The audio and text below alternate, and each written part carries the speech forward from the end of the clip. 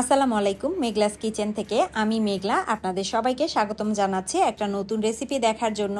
যেহেতু সামনেই শীত আর এরকম গরম গরম সামুদ্রিক যে খাবারগুলো সেগুলো খেতে কিন্তু অসম্ভব মজা লাগছে। তো আজকে আমি আপনাদেরকে ক্র্যাবের রেসিপি করে দেখাবো। তো চলুন দেখি আজকে কি রেসিপি করছি। এখানে আমি প্রায় 1 কেজি পরিমাণ ক্র্যাব নিয়ে নিয়েছি। দেখতে পাচ্ছেন ক্র্যাবটা অবশ্যই চেষ্টা করবেন ফ্রেশ ক্র্যাব দেখে নেয়ার। আর ফ্রেশ ক্র্যাব নেওয়ার জন্য আপনারা বিভিন্ন অনলাইন পেজ কিংবা সুপার শপ এছাড়াও বড় বড় বাজারগুলোতেও আজকাল অ্যাভেলেবেল পাবেন।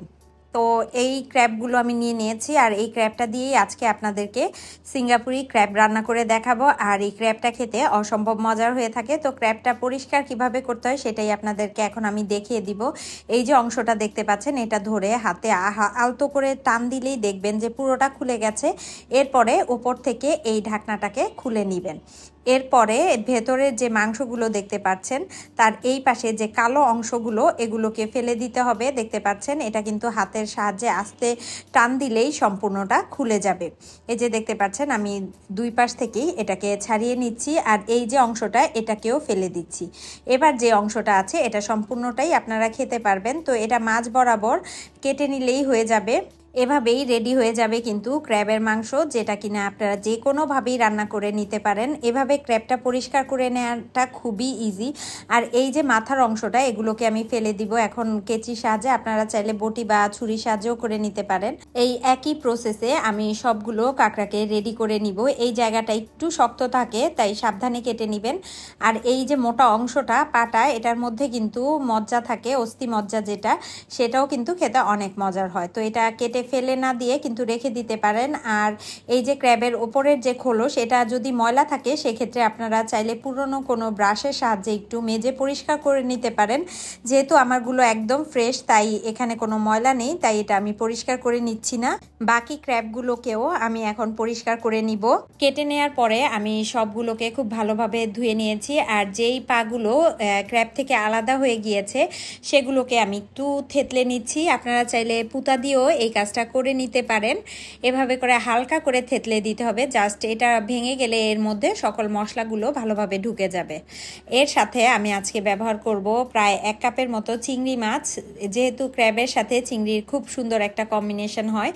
আর এখানে ব্যবহার করব কারি পাতা। এই যে দেখতে পাচ্ছেন এই কারি পাতাটা আপনারা যে কোনো সুপার শপে পেয়ে যাবেন। তাছাড়া আপনারা গাছের যে নার্সারিগুলো আছে সেগুলোতে খোঁজ করলেও কিন্তু এই কারি পাতার গাছ পেয়ে যাবেন। তো এই পাতাটা আজকে রান্নায় ব্যবহার করছি। প্রথমে একটা প্যানের মধ্যে আমি প্রায় 2 টেবিল চামচ পরিমাণ কালো গোলমরিচের গুঁড়া ব্যবহার করছি। আর এই গোলমরিচের গুঁড়াটাকে আমি হালকা ভেজে নিচ্ছি।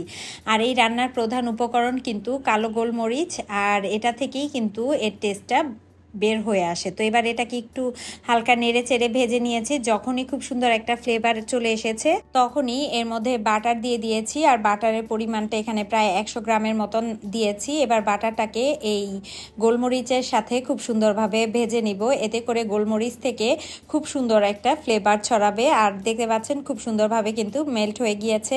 এবার এর মধ্যে রসুন কুচি দিয়ে দিচ্ছি। আর রসুন কুচিটাকে একদম ফাইনালি চপ করে নিয়েছি।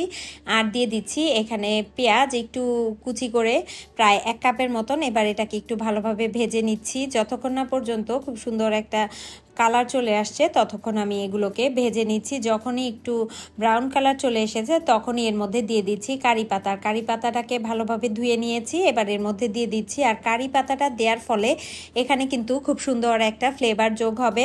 যখনই পাতাটা সফট হয়ে গিয়েছে তখনই আমি এর মধ্যে 2 কাপ পরিমাণ পানি দিয়ে দিচ্ছি। এবার পানিটাকে একটু নেড়ে চেড়ে ফুটা পর্যন্ত অপেক্ষা করছি। যখনই ভালোভাবে ফুটে গিয়েছে আর সুন্দর একটা কালার চলে এসেছে তখনই এর মধ্যে আমি ক্র্যাবগুলো দিয়ে দিচ্ছি।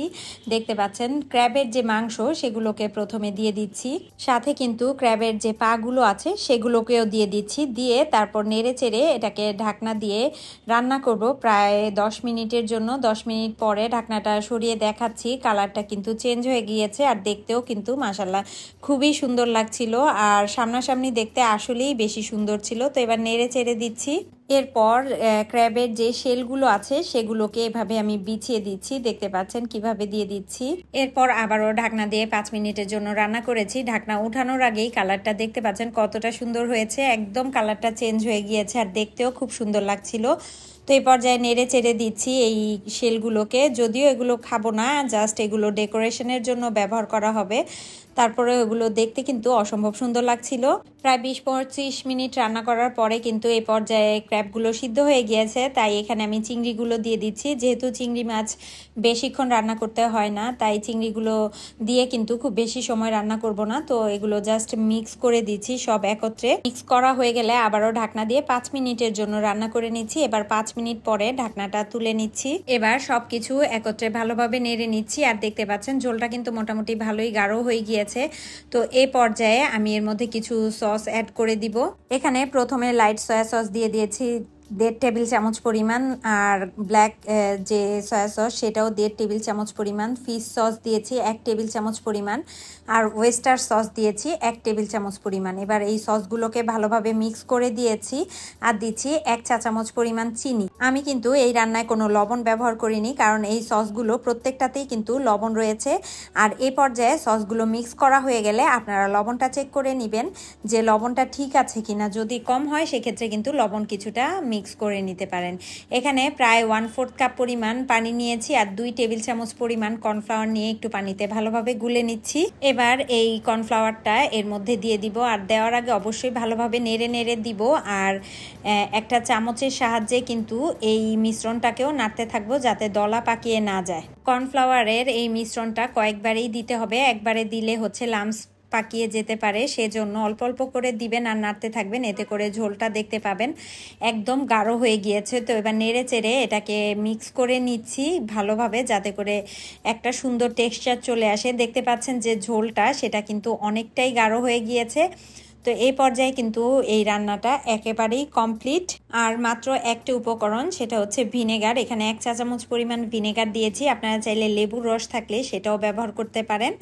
এবার এটাকে মিক্স করে নিলেই কিন্তু এটা রেডি টু সার্ভ। এটা দেখতে যতটা লোভনীয়, খেতেও কিন্তু এটা আলহামদুলিল্লাহ অনেক মজার হয়েছিল। আপনারা যারা সামুদ্রিক মাছ কিংবা ক্র্যাব খেতে পছন্দ করেন তাদের কাছে কিন্তু এই রেসিপিটা অসম্ভব দারুণ লাগবে। আপনারা বাসায় একবার ট্রাই করবেন, ট্রাই করলে অবশ্যই কমেন্ট বক্সে জানাতে ভুলবেন না আপনাদের কাছে কেমন লাগলো। আজকে এই পর্যন্তই।